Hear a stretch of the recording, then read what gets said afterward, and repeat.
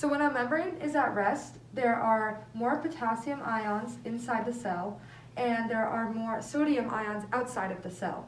So this is at resting, which is at negative 65 millivolts. Okay, then we have depolarization, in which the sodium comes into the cell because there are more sodium outside the cell, and they want to go to a place with fewer sodium. And at the same time, K+, which is potassium, is leaving the cell because there are more potassium inside, and they want to get to a place with fewer ions of potassium.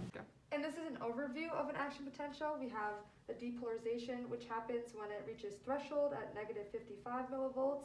And then we have the overshoot, which it goes over 0 millivolts because it's trying to reach the equilibrium potential of sodium at 62, but it doesn't quite reach it.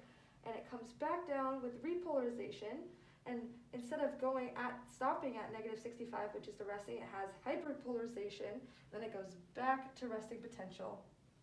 Okay, so after depolarization, overshoot occurs once it crosses 0 millivolts. And the overshoot occurs because sodium channels are still open, and sodium wants to get to its positive 62 millivolt charge, which is its equilibrium potential. Once sodium channels close at the peak of the overshoot, potassium channels are still open, causing repolarization. So potassium ions are leaving the cell, causing the inside of the membrane become negative. And hyperpolarization occurs, and at the bottom of hyperpolarization, potassium channels finally close, and then the cell goes back to resting potential with the help of the sodium-potassium pump. For our excitatory circuit, we're going to be focusing on the neurotransmitter glutamate. And first, it is synthesized in the axon terminal, and what happens is glutamine goes to glutaminase and then to glutamate, and then it's packaged via transporters, and then it's released, and that is calcium dependent. And the postsynaptic effects of it is that because it's excitatory, it's going to cause an action potential to occur in the postsynaptic neuron. So cell 1 is an excitatory cell, which triggered an action potential in cell 2, which went down the axon and depolarized the axon terminal. The depolarization of the axon terminal triggered voltage-gated calcium channels to open, where calcium flooded into the axon terminal.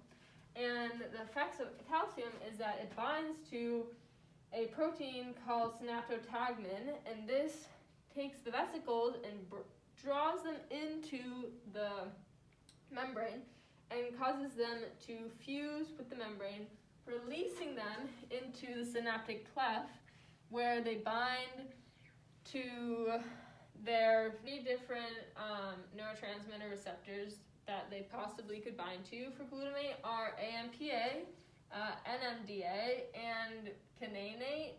All of these receptors will cause an action potential in the 3rd cell, and so on and so forth. The inhibitory circuit is similar to the excitatory circuit for cell A and B and differs between B and C.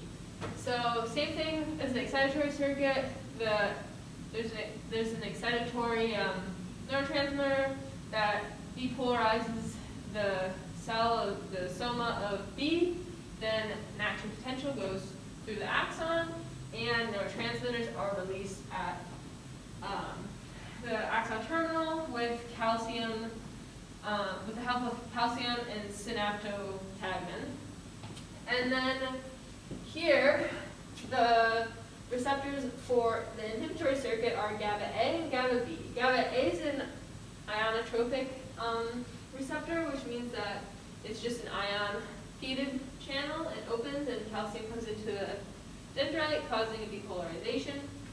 And then for GABA B, it's a heterodimer protein that's a G-coupled receptor protein as well. And it opens, through the cascade, it opens a potassium channel and closes calcium channels, resulting in potassium leaving the cell, creating a hyperpolarization as well. So this is what it looks like in a graph.